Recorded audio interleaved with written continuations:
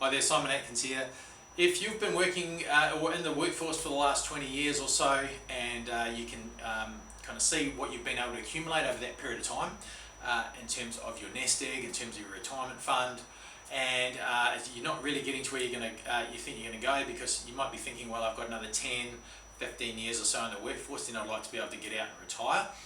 But you can look back and say, well, I've achieved this much with my income over that period of time. How am I actually going to get to that point in the next 10 or 15 years? So a lot of people in that situation where they feel like they're starting to run out of time a little bit, and if that's you, then you have a huge opportunity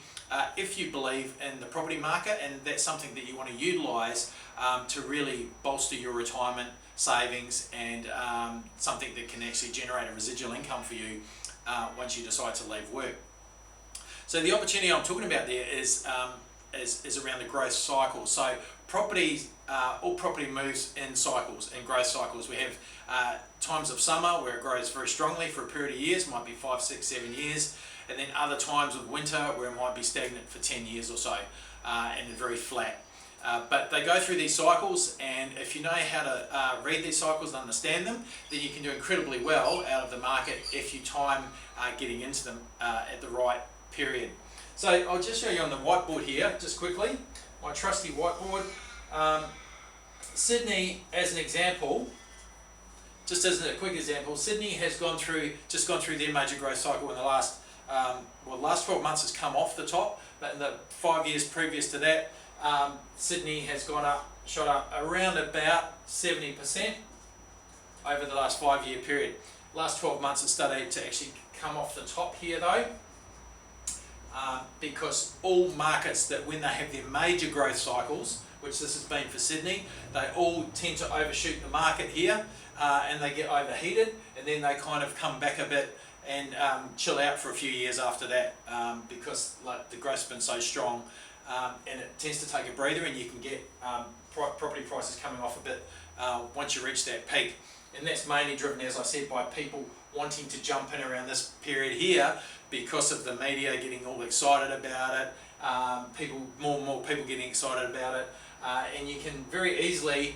get people into the property market at that point, which is the actual, at this point you don't want to be buying into the property market. If you were buying at this at this point in the property market in Sydney, you'd be doing the wrong thing, because all the value's been taken out of the market when you're buying here. But that's when most people want to buy, but it's the worst time to buy, because you're paying the most and the outlook is going to be the worst there for some time, because as I said, the property prices are going to take a break. So Perth, we're just starting to come off the bottom here a little bit.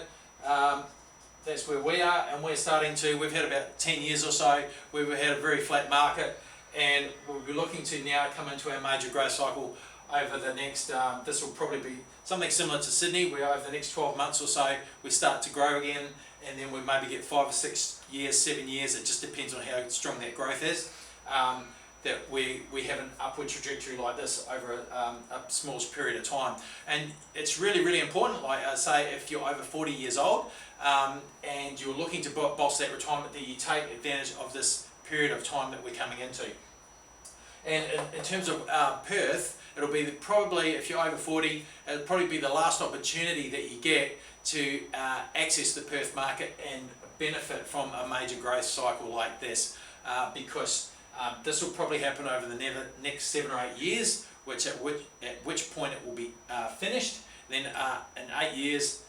you'll then have another 10 years where it'll come off the top or so, and it'll be around about that point that it then starts to come into its next major growth cycle. So from here, you're probably looking something like 18 years down the track